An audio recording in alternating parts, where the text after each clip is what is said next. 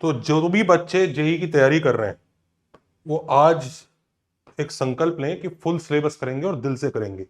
और ये मैं स्पेशली जेई 2027 के बच्चों के लिए बोल रहा हूं जो भी क्लास 11th में, जिन्होंने अभी जेई की तैयारी थोड़ी सी आगे प्रोसीड करी है। क्योंकि कई बार उनके सामने इस तरह की बातें आ जाती हैं कि ये स्ट्रैटेजी वो स्ट्रैटेजी, और इस वीडियो में हम लोग थोड़ा स्ट्रैटेजी वीडियो उसको एक्सपोज करेंगे कि भाई स्ट्रैटेजी वीडियो ऐसे बनते हैं ना कि ये कर लो ये छोड़ दो ये सब है। ऑल्सो हम एक कूल फंडा भी सीखेंगे स्ट्रेट लाइंस का, जिसमें लेवल 1 जो सबके लिए इंपॉर्टेंट है और लेवल 2 का इंट्रोडक्शन करेंगे जो टॉपर्स के लिए। तो सबसे पहले तो मैं थोड़ा उन बच्चों को स्ट्रैटेजी वीडियो की थोड़ी सी हकीकत बता दूं। देखो, मैं स्ट्रैटेजी वीडियो वैसे बनाता भी नहीं हूं और क्योंकि मुझे पसंद भी नहीं है, और मैं बताता हूं स्ट्रैटेजी वीडियोस का कोई मीनिंग होता भी नहीं है। अब जैसे स्ट्रैटेजी वीडियोस में आप ये सोचो कि मतलब मैं ही बोलना शुरू कर दूं कि वीडियोस ढूंढ रहा हूं मैं कि वेट लॉस का एक स्ट्रैटेजी दे दो, स्ट्रैटेजी ढूंढ रहा हूं सारे वीडियोस में वेट लॉस का स्ट्रैटेजी। काम करेगा वो? नहीं, क्योंकि सच्चाई एक ही है कि भाई वेट लॉस का स्ट्रैटेजी कुछ नहीं होता। कम खाओ, एक्सरसाइज करो, तब तुम पतले होंगे। पर मैं दिन भर स्ट्रैटेजी ये कर लूंगा वो कर लूंगा, ये टॉपिक छोड़ दो वो टॉपिक कर लो, ये यही करता रहूंगा, होने वाला नहीं है। सच्चाई एक ही है कि भाई तुझे एक्सरसाइज करनी पड़ेगी, तुझे उठ के भागना पड़ेगा, तुझे आलस त्यागना पड़ेगा। तो आप लोग जो भी ये स्ट्रैटेजी ढूंढने की कोशिश करते रहते हो ना कि क्या छोड़ दूं क्या कर लूं, वो मत करो। इनफैक्ट जेई 2027 अभी आपके पास बहुत समय है, आप दिल से करो और ढंग से डिटेल में करो। क्योंकि ट्रुथ यही है कि अल्टीमेटली जवाब वही है जो तुम्हें पसंद नहीं है, जो मुझे पसंद नहीं है जब भी मैं किसी से वेट लॉस की स्ट्रेटजी मांगता हूं, कि जवाब यही है कि भाई सैलेड खा, ठीक है, और फ्रूट्स खा, अच्छी चीजें खा और एक्सरसाइज कर।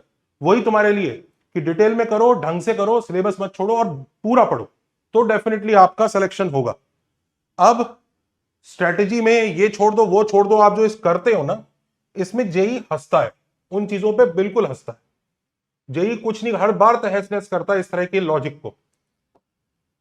पर फाइनली मैंने एक वीडियो देखा, ऑनेस्ट वीडियो स्ट्रेटेजी का, जिसमें एक फेमस जेई नीट गाइड है, उन्होंने एडमिट किया कि सिलेबस को पूरा करना चाहिए। और उस वीडियो को देखकर उस ऑनेस्टी के लिए मैं उनको एक्सीलेंट और स्टार देता हूं। भाई 22 साल से टीचर हूं तो हैबिट है कुछ भी अच्छी चीज देखते तो स्टार देने की, तो मैं उस वीडियो को स्टार दे रहा हूं क्योंकि उसमें उन्होंने बताया कि आपको ऐसे छोड़ना नहीं है, डिटेल में करना है।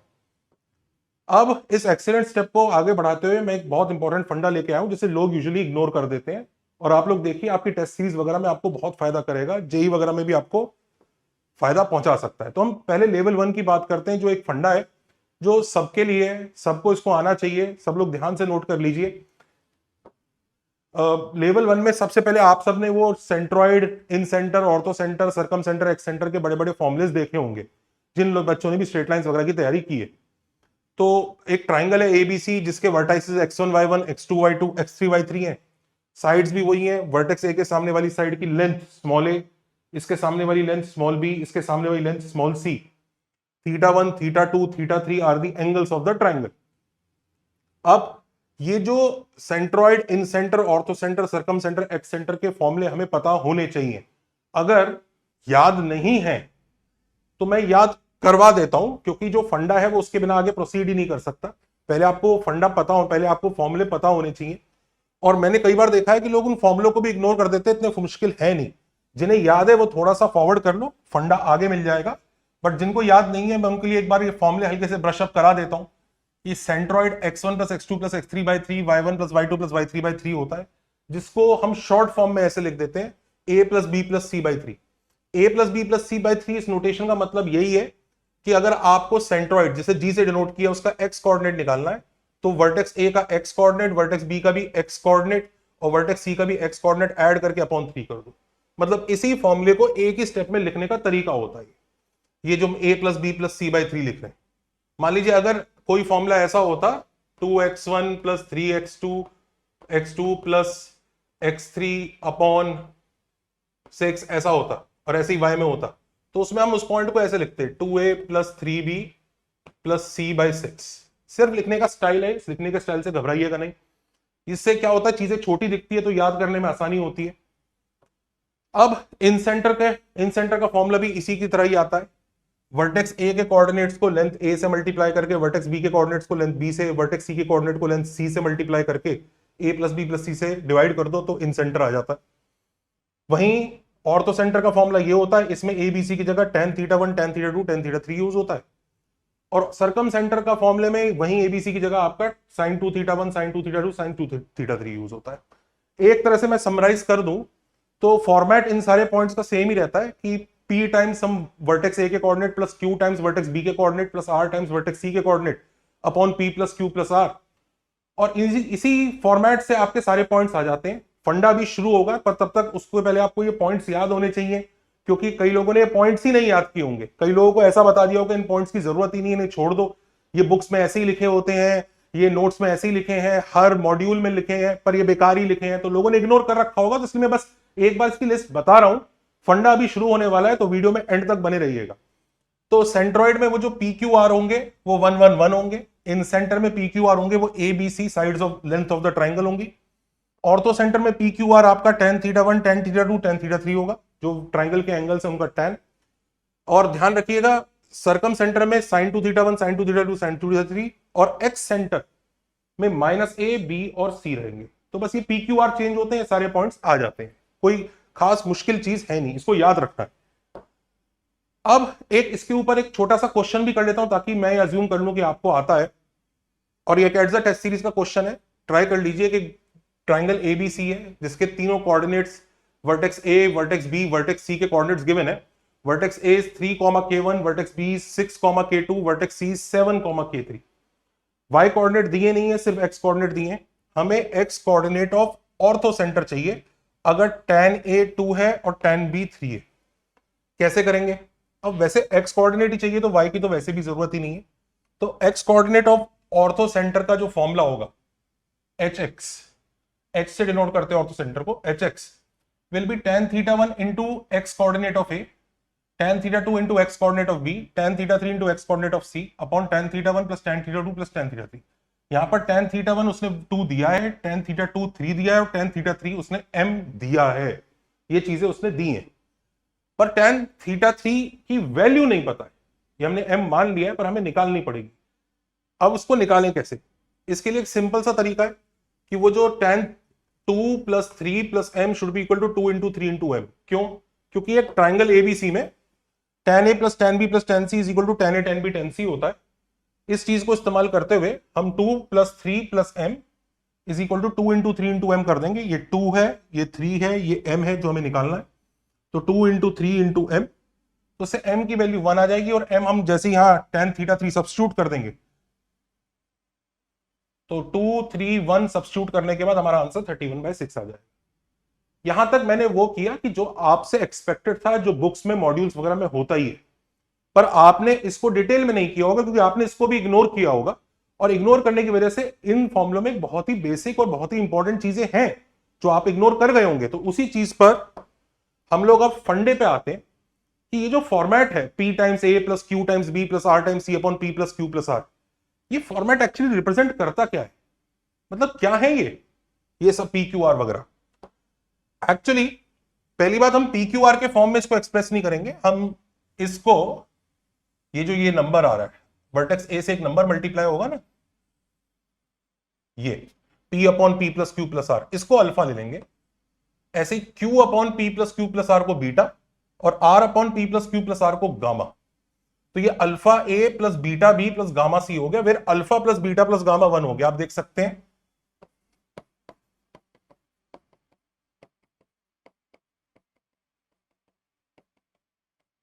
इनको ऐड करके आपको 1 मिलेगा। तो हम इस फॉर्म में बात करेंगे कि alpha A + beta B + gamma C। Actually alpha beta gamma he change होते होते हैं, सारे पॉइंट्स मिलने चालू हो जाते हैं। सेंट्रॉइड के लिए अल्फा बीटा गामा कितने हैं? अल्फा बीटा गामा 1/3 1/3 1/3, क्योंकि सेंट्रॉइड क्या आता है? ये आता है ना, A + B + C/3 आता है, राइट? तो अल्फा बीटा गामा कितना हो गया? 1/3 1/3 1/3 हो गया। तो हम बात ये करेंगे कि अल्फा बीटा गामा है क्या, इनका मीनिंग एक्चुअली क्या है। तो जैसे एक एग्जांपल ले लेते हैं, एक पॉइंट है 2A + 3B + 5C/10, या फिर जिसको हम लोग ऐसे लिखेंगे अल्टीमेटली 0.2A + 0.3B + 0.5C। ये एक पॉइंट P है। अल्फा बीटा गामा 0.2 0.3 0.5 है। इनका क्या ज्योमेट्रिकल मीनिंग है आप देख सकते हैं, तीनों का एडिशन 1 आ रहा है, 0.2 प्लस 0.3 प्लस 0.5 1 है। अब इनका मतलब बहुत ही सिंपल है और बहुत ही एलिगेंट है। ये जो पॉइंट पी है ये ट्राइंगल के स्पेस में आपने ड्रॉ किया, लेट्स से ये पॉइंट पी है, इस पॉइंट पी को तीनों वर्टाइसेस से आपने ज्वाइन किया तो ये 3 ट्राइंगल बनाता है। तो ए के आगे जो कोफिशिएंट है ना 0.2, वो ये रिप्रेजेंट करता है कि जो ए के सामने वाला ट्राइंगल है ना, ये वाला ट्राइंगल, ये पूरे ट्राइंगल का 20% है। 0.2 मतलब 20%। ये बेसिकली ट्राइंगल्स की परसेंटेज बताता है, परसेंटेज एरिया वाइज, एरिया के हिसाब से परसेंटेज बताता है। मतलब आप इस ट्राइंगल का एरिया और बड़े ट्राइंगल का एरिया लेंगे, उसका रेशियो 20/100 मतलब 1:5 आएगा। ये सिर्फ परसेंटेज बता रहा है। एक्चुअली आप खुद तभी समझ सकते हैं कि इसलिए तीनों का एडिशन बड़े ट्राइंगल के इक्वल होगा, इसलिए वो परसेंटेजेस को ऐड करके भी आपका आंसर 1 आएगा। तो ये triangle PBC is 20% of triangle ABC. और ये क्यों हो रहा है इसके बारे में हम लेवल 2 में बताएंगे, थोड़ा सा इंट्रोड्यूस भी करेंगे, पर एक वीडियो और भी बनेगा और वो टॉपर्स वगैरह के लिए होगा। जिसको देखना हो देख सकता है, जिसको नहीं देखना हो एटलीस्ट ये जो हम आज करा रहे हैं इसको जरूर नोट करें। खैर नंदलेस, ये जो एरियाज आए, अब ऐसे ही PAC का एरिया ये बी के कोफिशिएंट से मिलेगा, वो 30% होगा ट्राइंगल एबीसी के। और PAB का एरिया, इसका एरिया इस बड़े ट्राइंगल का 50% होगा। 50%। मतलब इसको ना विजुअलाइज करना भी काफी आसान है और ये समझ में भी आता है कि अच्छा ये सिर्फ इस ट्राइंगल के जो टुकड़े हो रहे हैं इनकी बड़े ट्राइंगल से जो परसेंटेज आ रही है वो ये बता रहा है। मतलब ऑल्सो एक चीज और समझिएगा, इस पॉइंट से अगर मैं ये हाइट्स ड्रॉप करूं ना, पॉइंट पी से इस बीसी पर एक हाइट ड्रॉप करी और ए से ये बीसी पर हाइट ड्रॉप की, तो ये ऑल्टीट्यूड है ट्राइंगल का और ये x1 है। ये x1 और h1 का रेशियो भी 20% मतलब 0.2 ही आएगा। उसका रीजन भी बहुत समझ लीजिए, ये ट्राइंगल और बड़े ट्राइंगल का एरियाज का रेशियो 0.2 आ रहा है, तो छोटा वाला ट्राइंगल होगा हाफ x1 इंटू बीसी और बड़ा वाला ट्राइंगल होगा हाफ h1 इंटू बीसी। तो हाफ बीसी कट जाएगा तो x1/h1 आ जाएगा। तो वो जो 0.2 है वो x1/h1 का रेशियो है, मतलब हाइट्स का रेशियो है कि पॉइंट पी इस साइड से कितनी दूर है और वर्सेस ए जो है इस साइड से कितनी दूर है। तो वो रेशियो किस, वो हाइट्स किस रेशियो में ये बताता है। मतलब आप ऐसे सोचिए कि अगर ये एक ट्राइंगल है एबीसी और आप एक ऐसे पॉइंट की बात कर रहे हैं कि 0.3a प्लस 0.4b प्लस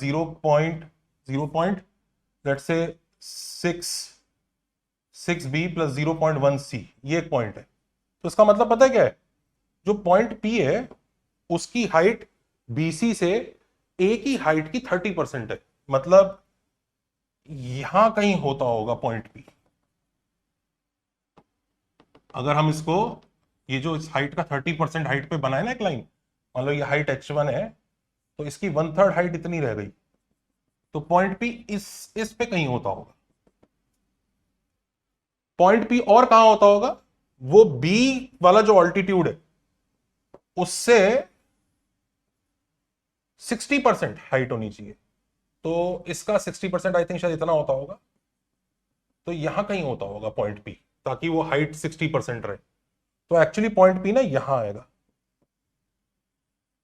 ये है आपका पॉइंट P, जहां पर ये ये मिले हैं, ये पॉइंट P है जहां दोनों डॉटेड लाइंस मिली हैं। और आप देख सकते हैं वो साइड AB के कितना पास है, क्योंकि साइड AB के लिए ये जो हाइट है और ये जो है इनके बीच का रेशियो 0.1 होगा, मतलब ये इसकी 10% होगी। तो ऐसी कहानी है। तो एरियाज का रेशियो भी होता है, हाइट्स का रेशियो भी होता है। तो आपको पता होना चाहिए कि जो कोफिशिएंट्स है एक्चुअली क्या रिप्रेजेंट कर रहे हैं। मतलब ये इतना बेसिक चीज है कि सेंट्रॉइड है a plus B plus c/3 है, तो 1/3 1/3 1/3। इसका मतलब वो जो 3 ट्राइंगल तोड़ रहा है वो तीनों ट्राइंगल का एरिया इक्वल होगा। यानी सेंट्रॉइड जब बनाए आप और ये सेंट्रॉइड है तो ये ट्राइंगल ये ट्राइंगल ये ट्राइंगल, तीनों ट्राइंगल आपस में इक्वल होंगे एरिया में।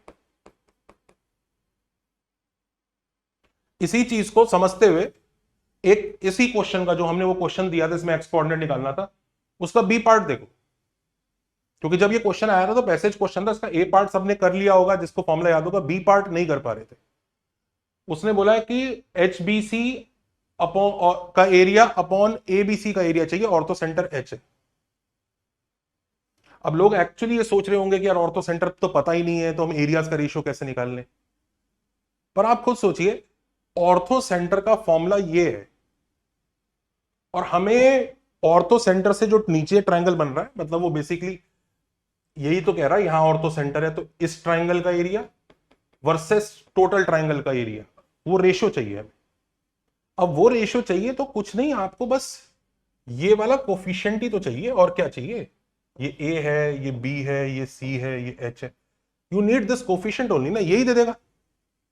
तो वो कितना आया था हमारे पास, वो 2 था, ये 2 + 3 + 1 था, ये 2/6 यानी 1/3 आंसर है। और एक्चुअली 1/3 ना वही आंसर है जो सेंट्रॉइड के लिए भी होता है। इसका मतलब ये जो ट्रायंगल का ऑर्थो सेंटर है ना, वो 20 ऑर्थो सेंटर और सेंट्रॉइड को ज्वाइन करोगे तो वो सेम हाइट पे है, यानी इस केस में ऑयलर लाइन जो है बीसी के पैरेलल भी होगी। अगर क्वेश्चन में लेवल अप और करना है ना, तो ऑयलर लाइन की स्लोप वो, और या ऑयलर लाइन में कितना एंगल बना रही है बीसी से, ये सब पूछा जा सकता है। लोग दुखी हो जाएंगे, लेकिन वो थोड़ा ज्यादा ट्रिकी हो जाएगा, उसको हम टॉपर्स वाले वीडियो में कहीं बात करेंगे। बट स्टिल इतना तो हमको पता होना चाहिए कि भाई, मैं ये नहीं कह रहा कि चलो इन फॉर्मूले को प्रूव करो, वैसे आपको जो अच्छे बच्चे उनको प्रूफ वगैरह आता होगा या जो भी है। मैं ये कह रहा हूं अगर फॉर्मूले सामने लिखे हैं तो कम से कम इंटरप्रेट तो करना सीख लो कि ये है क्या, ये नंबर्स एक्चुअली दे क्या रहे हैं। क्योंकि आप ये कहना चाह रहे हैं कि फॉर्मूले हर बुक में लिखे हैं, पर मैं नंबर्स को जानूंगा ही नहीं कि नंबर्स क्या है, तो that is wrong. You should know what these numbers are, that's all, उससे ज्यादा कुछ नहीं है। और काफी इजी काम है। इनफैक्ट ये जो अल्फा बीटा गामा हमारे नंबर्स थे जो कोफिशिएंट बनते हैं, ये नेगेटिव भी हो सकते हैं, ये नेगेटिव भी हो सकते हैं। अब इधर देखो, जैसे ये पॉइंट पी है, इस पॉइंट पी के लिए अल्फा नेगेटिव आएगा, क्योंकि कहानी क्या है, वो होता क्या है कि जैसे बेस बीसी से ट्रायंगल एबीसी तो इस तरफ बन रहा है, पर पॉइंट पी नीचे आ रहा है, तो अगर ऐसे अपोजिट डायरेक्शन में बनता है तो वो कोफिशिएंट नेगेटिव हो जाता है, मतलब इस केस में अल्फा नेगेटिव आएगा। हाउएवर बीटा और गामा अभी भी पॉजिटिव ही आएंगे इस पॉइंट पी के। ये ट्रायंगल के अंदर नहीं है, ये बाहर है। जो ट्रायंगल के अंदर वाले पॉइंट्स होते हैं उसमें तो अल्फा बीटा गामा तीनों पॉजिटिव ही आएंगे, क्योंकि आप ये सोचिए जो पॉइंट ट्रायंगल के अंदर है उस पॉइंट के लिए ये ट्रायंगल इस बेस के सेम साइड बना है जैसे बड़ा ट्रायंगल है, ऐसे ही ये वाला ट्रायंगल बेस के, अब ये बेस है, बेस के सेम साइड बना है जैसे बड़ा ट्रायंगल है, और ऐसे ये वाला ट्रायंगल, ये तीसरा ट्रायंगल है, ये भी बेस के इसी तरफ बना है और बड़ा ट्रायंगल भी इसी तरफ बना है। तो जब तक सेम तरफ बनेगा वो अल्फा बीटा गामा पॉजिटिव आते रहेंगे। तो इस केस में तो तीनों पॉजिटिव आएंगे। इसमें क्या हो रहा है कि जो बीसी यानी अल्फा जो ए का कोफिशिएंट है, उसमें ट्रायंगल तो इस तरफ बन रहा है, पर पी पॉइंट इधर चला गया तो अल्फा नेगेटिव आ रहा है। पर बीटा बीटा इधर से मेजर होगा, बी का कोफिशिएंट है ना, इधर से हमारा जो ट्रायंगल बन रहा है वो ये बन रहा है, और बड़ा ट्रायंगल ये है, सेम तरफ है, तो बीटा पॉजिटिव आएगा और गामा भी पॉजिटिव आएगा। आप देख सकते हैं कि गामा में ये इस तरफ और ट्रायंगल भी इस तरफ, तो बीटा और गामा अभी भी पॉजिटिव होंगे, अल्फा नेगेटिव होगा। और ऐसा पॉइंट आप जानते भी हो, ऐसा पॉइंट आप जानते भी हो, you have seen such a point. आपको पता है जो एक्स सेंटर होता है, एक्स सेंटर इसी जोन में लाई करता है, do you remember? X centre यहीं लाई करता है, वर्टेक्स ए के सामने वाला। उसके कोऑर्डिनेट्स यही होते थे ना, -a times a plus b times b plus c times c upon -a plus b plus c। तो खुद देख लीजिए, अल्फा जो है ना आपका नेगेटिव ही आता है, ये देख लीजिए, क्योंकि एक्स सेंटर इस तरफ है। इधर वाला जो एक्स सेंटर होगा उसमें c का कोफिशिएंट नेगेटिव आएगा, और इधर वाला जो होगा उसमें b का कोफिशिएंट नेगेटिव आएगा। तो एक्स सेंटर एक एग्जाम्पल है आपके लिए इसी चीज के लिए। खैर आगे चलते हैं। तो कहानी यह है कि जो अल्फा बीटा गामा है ना, इस तरह का जोन रखते हैं कि अगर ट्रायंगल के अंदर है तो तीनों पॉजिटिव ही होंगे, ऐड करके तो हमेशा 1 आएगा। याद रखो ये चीज कभी, ये नॉन नेगोशिएबल है, ये रहेगा ही रहेगा, क्योंकि वो परसेंटेजेस है। तो ऐड करके 1 आएगा। अब अगर पॉइंट ट्रायंगल के अंदर है तो तीनों पॉजिटिव रहेंगे। अगर पॉइंट इस जोन में होगा इधर, तो alpha negative, beta positive, gamma positive. अगर पॉइंट इस जोन में होगा तो alpha positive, beta negative, gamma positive. इधर होगा तो इधर खुद देख लीजिए, इधर वाले पॉइंट्स के लिए ये वाला ट्रायंगल तो सेम साइड ही बन रहा है तो अल्फा पॉजिटिव, ये वाला ट्रायंगल भी इसके सेम साइड ही बन रहा है तो बीटा भी positive. But what about this triangle, ये ट्रायंगल, ये तो इस बेस के उल्टा तरफ बन गया, जबकि यहां पूरा ट्रायंगल था तो ये नेगेटिव आ रहा है। तो plus plus plus, plus plus minus, plus minus plus, minus plus plus. In fact ये वाला जोन देखो, प्लस माइनस प्लस, इसमें देखो क्या होगा। इसमें जैसे कोई भी पॉइंट आप लोगे ना, लेट से आपने यहां पे पॉइंट लिया, तो आपका अल्फा तो सेम सेम तरफ ही आ रहा है तो इसलिए पॉजिटिव ही रहेगा। बट बीटा देखो, ये वाला ट्रायंगल बेस के इस तरफ बन गया और ओरिजिनल ट्रायंगल इधर है तो बीटा नेगेटिव, और ऐसे ही गामा भी नेगेटिव। तो ये वाला जो अपना पूरा साइन डिस्ट्रीब्यूशन है ना, इसको भी थोड़ा सा नोट करके चल लीजिए कि किधर प्लस, तीनों प्लस किधर होते हैं, तीनों माइनस कहीं नहीं हो सकते। तीनों माइनस हो गया तो ऐड करके 1 ही नहीं आएगा, खुद सोचिए, तीनों माइनस कहीं नहीं होंगे, तीनों माइनस कहीं पॉसिबल नहीं है। तो टोटल 1 2 3 4 5 6 7 7 जोन होंगे, हर चीज प्लस माइनस के हिसाब से 8 ऑप्शंस होते थे, तीनों नेगेटिव वाला केस नहीं आएगा तो 7 बचे, तो सातों के सातों का ये जोन डिफाइंड है। खैर, एक्स सेंटर यहां पे है, वर्टेक्स ए के सामने वाला। अब जैसे ये वाला क्वेश्चन देखो, बहुत ही प्यारा क्वेश्चन है। ये एक ट्रायंगल एबीसी दिया है, उसके वर्टाइसेस के बारे में उसने कुछ ज्यादा बताया नहीं है, पर एक पॉइंट डी दे दिया उसने, जो 6x1 minus 2x2 minus x3/3 6y1 minus 2y2 minus y3/3 है, और वो range of area of triangle ABC upon DBC पूछ रहा है। अब लोग एक्चुअली इसमें मेहनत कर सकते हैं कि मैं ट्रायंगल का एरिया निकालूंगा, ये करूंगा, वो करूंगा, और मैं अगर पॉइंट्स, तो शुक्र करो मैंने x1 y1 x2 y2 x3 y3 दे दिए, जिससे पता है कि हमें कैलकुलेशन नहीं करनी है क्योंकि वैल्यूज ही नहीं पता। वहीं पे गंदी गंदी वैल्यूज दे देता ना, √3, √7, 5, 11, तो लोग लग जाते। वहीं पर एक चीज सोचो कि ये ट्रायंगल होगा कैसा।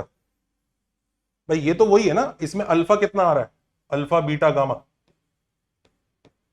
उसी फॉर्मेट में ना, 0.6 प्लस माइनस 2 प्लस माइनस 1, नीचे 3, तो ये 6/3 माइनस 2/3 माइनस 1/3, ये तीनों को ऐड करके 1 ही आ रहा है। पर अल्फा पॉजिटिव है, बीटा और गामा नेगेटिव है, तो पता है पॉइंट कहां होगा, इस जोन में होगा। दिस इज द जोन जहां पे पॉइंट होगा, ये जोन। यानी पॉइंट डी अगर इधर है तो आप खुद सोचिए, ये ए है, ये बी है, ये सी है, और पॉइंट डी यहां पर कहीं है, उसका एरिया एबीसी से बड़ा ही आएगा ना, छोटा तो नहीं आएगा। तो डिनोमिनेटर बड़ा है, न्यूमरेटर छोटा है, यानी ये रेशियो 1 से छोटा है, तो ये बॉक्स कितना आएगा, 0 आ जाएगा। ये एक फंक्शन था, बॉक्स निकालना था हमें, आंसर 0। तो हमें पता होना चाहिए कि भाई ये रेशियोज हैं क्या, बस इतना ही है, एक्स्ट्रा कुछ नहीं सीखना है। वो रेशियोज आपकी आंखों के सामने हर बार आ रहे हैं, हर बार आ रहे हैं, बस आपको पता होना चाहिए। अच्छे बच्चे होंगे तो वो तो ये भी सीखेंगे रेशियोज निकलते कैसे हैं किसी भी पॉइंट के लिए, पर अगर कम से कम सामने दिख रहे हैं उसको इंटरप्रेट तो कर लो। अब ये बड़ा ही फेमस क्वेश्चन है, वेरी फेमस क्वेश्चन, मतलब ऑलमोस्ट सारे ही सोर्सेज में प्रेजेंट है ये वाला क्वेश्चन, सारे ही सोर्सेज में, कि भाई एक ट्रायंगल है एबीसी, एक ऐसा पॉइंट पी ढूंढो जो जरूरी नहीं ट्रायंगल के अंदर हो, such that area of triangle PAB equal to PBC equal to PC है। यानी पॉइंट पी को जब हम तीनों ट्रायंगल, तीनों वर्टाइसेस से ज्वाइन करते हैं तो जो 3 ट्रायंगल बनते हैं, पहला, दूसरा और ये तीसरा, ये एरियाज इक्वल आएंगे। अब पॉइंट ट्रायंगल के अंदर भी हो सकता है, बाहर भी हो सकता है, कहीं भी हो सकता है, उसने बोल दिया ट्रायंगल के वर्टाइसेस गिवन। आपको पता है लोग इस क्वेश्चन को कैसे करते हैं, मैं बताता हूं, और जिन लोगों ने ये फंडे स्ट्रॉन्ग नहीं कर रखे वो ऐसे ही करते हुए पाए जाएंगे। उनको या तो याद होता है कि सेंट्रॉइड आंसर आएगा, सेंट्रॉइड मार्क कर लेते हैं, पर वो भूल जाते हैं कि सेंट्रॉइड के अलावा भी आंसर हो सकते हैं, पॉइंट बाहर भी हो सकता है। या फिर बाकी पॉइंट्स भी उन्होंने रट लिए होते हैं कि ये वाले आंसर होंगे, उनसे पूछो कि भाई ये जो आंसर तुम निकाल भी रहे हो उसके, तुमने क्या निकाले या बस तुम उसको वेरीफाई कर रहे हो? नहीं, बस वेरीफाई कर रहे, निकाल नहीं रहे। निकालने के लिए एरिया इक्वल टू एरिया की मॉड वाली कंडीशंस बनाएंगे। जब वो मॉड वाली कंडीशंस बनाएंगे एरिया इक्वल टू एरिया करके, तो उनको सॉल्व करना पड़ेगा। वो सॉल्व करने के अलावा उनके पास कोई तरीका नहीं है टू प्रूव कि दैट यही आंसर्स है और इसके अलावा और कोई आंसर्स नहीं है। तो आपको बता दूं ज्यादा आंसर्स हैं, सिर्फ खाली सेंट्रोइड आंसर नहीं है। और ये हम लोग अल्फा बीटा गामा की हेल्प से खटाक से कर सकते हैं। अब वो पॉइंट पी है प्लेन में, वो alpha A plus beta B plus gamma C होगा, alpha plus beta plus gamma 1 होगा। और क्योंकि पीएबी का एरिया पीबीसी का एरिया और पीसीए का एरिया इक्वल है, तो अल्फा बीटा गामा चाहे पॉजिटिव हो चाहे नेगेटिव हो, मॉड लेके सेम होंगे, क्योंकि परसेंटेज वही आनी चाहिए। तो mod alpha should be equal to mod beta equal to mod gamma, that is what we have to solve. अब इसको सॉल्व कैसे करें? भाई ये 3 नंबर है, तीनों के मॉड इक्वल है, तो क्या क्या सिनेरियो हो सकते हैं? तीनों इक्वल है, के मान लो, या 2 इक्वल है, एक उनका नेगेटिव है। अब मुझे नहीं पता के पॉजिटिव है कि नेगेटिव है, पर के अपने आप ही नेगेटिव पॉजिटिव जो आना होगा आ जाएगा। तो ये 4 सिनेरियो लिए मैंने। कई लोग बोलेंगे सर ये वाला सिनेरियो भी लो, ये वाला कि 2 नेगेटिव। भाई के नेगेटिव नहीं बोला मैं, तो के और माइनस के ले रहा हूं। अगर इसका आंसर आना होगा तो अपने आप ही के की वैल्यू नेगेटिव आ जाएगी यहां से। तो ये इसी का ही सबसेट, आप चाहो तो वो भी लिख सकते हो, देखना वो उसमें अपने आप ही समझ में आ जाएगा। तो फिलहाल ये 4 टाइप के केसेस लिए। पहला केस क्या है कि अल्फा बीटा गामा इक्वल। दूसरा केस क्या है, alpha and beta are equal but gamma is there negative. They are negative, खुद से नेगेटिव नहीं, मतलब दे आर नेगेटिव। तीसरा, alpha and gamma are equal, beta is there negative. चौथा, alpha is the negative of beta and gamma are equal. और कोई scenario बचता नहीं जब तीनों के मॉड सेम है। अब k प्लस के शुड बी 1, तो k इक्वल टू 1/3, और ये आपका आंसर सेंट्रॉइड आ गया, जिसे लोग तुक्के से याद भी रखते हैं कि हाँ हाँ हाँ। दूसरा, के प्लस माइनस के, ये माइनस के होगा ना यहाँ पे, इज इक्वल टू 1, तो k इक्वल टू 1 आ गया। यानी एक पॉइंट ये भी होगा a प्लस बी माइनस सी। और ऐसे ही इस वाले की वजह से a माइनस बी प्लस सी होगा और माइनस ए प्लस बी प्लस सी होगा। जो लोग ये सोच रहे हैं कि मैं एक केस ये भी लूंगा माइनस के और के, वो भी करके देख लो। माइनस के प्लस के इज इक्वल टू 1, उनका के अपने आप ही -1 आ गया। -1 सब्स्टिट्यूट करोगे तो अपने आप ही 1 और -1 आ गया। ये वही तो केस बन गया 1 1 -1 वाला। तो कोई और केस है ही नहीं, यही 4 है। तो पहला वाला तो सेंट्रॉइड हमें सीधा सीधा दिख ही रहा है, पर ये 3 क्या है? ये तो सेंट्रॉइड है। इसको इंटरप्रेट करते हैं a माइनस बी प्लस सी को। अब a माइनस बी प्लस सी है, इसमें b अगर मैं उस साइड लेके जाऊं तो p plus B is equal to a plus C, यानी p plus B by 2 is equal to a plus C by 2। इसका मतलब pb लाइन सेगमेंट का मिड पॉइंट और ac लाइन सेगमेंट का मिड पॉइंट सेम है, क्योंकि ये mid point formula है ना, यानी ये मिड पॉइंट से जो आंसर आएगा वही मिड पॉइंट से ही आंसर आएगा। इसका मतलब pb और ac have common mid point. जब भी ऐसा होता है कि 2 लाइंस का मिड पॉइंट सेम हो जाता है, तो पता है उनके वर्टाइसेस को ज्वाइन करके क्या शेप बनती है? You always get a parallelogram, क्योंकि उसके डायगोनल्स बाइसेक्ट करते हैं। तो PABC पैरेललोग्राम होगा, यानी पॉइंट P इधर होगा, सच दैट PABC पैरेललोग्राम होगा, और तभी वो P प्लस बी बाई 2 और A plus C by 2 equal होंगे। और आप पता है हम वेरीफाई भी कर सकते हैं, अरे हाँ हाँ हाँ PAB PBC PC का एरिया इक्वल क्यों आ रहा है? इसलिए आ रहा है, देखो लेट्स से पूरे पैरेललोग्राम का एरिया 100 है, तो PAC का एरिया इस पैरेललोग्राम का आधा 50, PBC का एरिया भी इस पैरेललोग्राम का आधा 50, और PCA का एरिया भी इस पैरेललोग्राम का आधा 50। आई नो सब लोग, कई लोग ऐसे फेंकेंगे कि मेरे को तो पहले ही दिख गया था, मैंने तो पहले ही गेस कर लिया था। उनसे ये सवाल पूछना कि जो हमने आंसर निकाले इसके अलावा आंसर नहीं है, तुम्हारी इसकी क्या गारंटी है? वो पैरेललोग्राम का चौथा वर्टेक्स लेके जस्टिफाई करेंगे कि हाँ देखो इससे आंसर आ रहा है। मैं ये जानना चाह रहा हूं, how do you know that these 4 answers are the only answers? हमारे मेथड से तो प्रूव हो रहा है। अब एक्चुअली इसके 4 आंसर्स हैं, एक ये पैरेललोग्राम इधर बनेगा, एक इधर बनेगा, एक इधर बनेगा, तो ये 4 आंसर्स होंगे। There will be 4 such answers. Once we get the answers you can verify कि हाँ हाँ हाँ इक्वल होगा। But why only 4 answers? Only this alpha beta gamma approach tells you. आगे चल के देखते हैं। अब ये देखिए, हम रट भी लें कि अच्छा हाँ पैरेललोग्राम का आंसर आएगा, अब तो रट लिया हमने। ये वाला क्वेश्चन देखो, find point P such that area of triangle PAB, PBC, PCA are in the ratio 2:3:4। वो रेशियो 2:3:4 है और ये ABC के वर्टाइसेस दिए हुए हैं। अब तो नहीं रट सकते हम सेंट्रोइड और वो पैरेललोग्राम। अब हमें वापस ये सोचना होगा, ये होमवर्क है, ट्राई करके देखिएगा किस तरह से आप अल्फा बीटा गामा को क्या अज्यूम करेंगे। भाई 2:3:4 है ना रेशियो, तो 2K 3K 4K और ऐड करके 1 ही आना चाहिए, उससे K मिलेगा, मॉड इक्वल है। किस तरह से आप लोग स्टार्ट करेंगे, क्या करेंगे, इसका आंसर बताइएगा। ऑल्सो कई लोग इसको बेरीसेंट्रिक कोऑर्डिनेट्स कह के रिजेक्ट कर देंगे, अरे बेरीसेंट्रिक कोऑर्डिनेट, अरे बेरीसेंट्रिक, अरे बेरीसेंट्रिक। भाई आप ऐसे किसी भी सिंपल चीज को कॉम्प्लिकेटेड नाम दे दो और चिल्ला दो कि नहीं है, नहीं नहीं पढ़ना हमें। भाई पॉइंट देख के वो कोफिशिएंट इंटरप्रेट नहीं कर सकता क्या बच्चा? इसमें क्या बेरीसेंट्रिक हो गया? बेरीसेंट्रिक कैसे आते हैं, बहुत सारी चीजें और फंडे हैं, उनकी तो बात ही नहीं कर रहे हैं। आप कह रहे हो कि भाई सेंट्रॉइड, इन सेंटर, सर्कम सेंटर, और तो सेंटर, सारे फॉर्मूले इस फॉर्म में दिए हैं। और कई बार इस बार भी जेई एडवांस में एक क्वेश्चन है जिसमें एक पॉइंट एस दिया है, एसबीसी और एबीसी ट्रायंगल के एरियाज का रेशियो की बात हो रही है इसी जेई 2025 में। तो क्या बच्चा वो कोफिशिएंट इंटरप्रेट करना ना सीखे जस्ट बिकॉज एक लाइन एक्स्ट्रा सीखनी है? सिखा दो भाई, सिखा दो, जस्ट बिकॉज आप। चलिए अब ये देखिए इस तरह के क्वेश्चंस कितने पॉपुलर हैं, आपने देखे होंगे बुक्स वगैरह में कि DP, where this notation denotes the distance of P from the line which is passing through X and Y। आपने देखा होगा वो DP, XY ऐसे करके कुछ कुछ देता है, लोकस निकालो, ये करो। अब एक ट्राइंगल ABC दिया है, उसने एक पॉइंट P के बारे में बात की कि distance of P from AB is 3, distance of P from BC is 4, distance of P from CA is 5। Also ये परपेंडिकुलर डिस्टेंस के बारे में बात हो रही है, distance of C from AB is 9, distance of A from BC is 12, distance of B from CA is 10। अब बताना है कि अगर ये चीज हमें बताई गई है तो पॉइंट P उसने फिक्स नहीं किया है, बस डिस्टेंसेस का वो वैल्यू बताया, तो what is the shape of locus of point P? क्या पॉइंट P होगा? Can point P exist? And that is the question that you need to answer. क्या पॉइंट P होगा?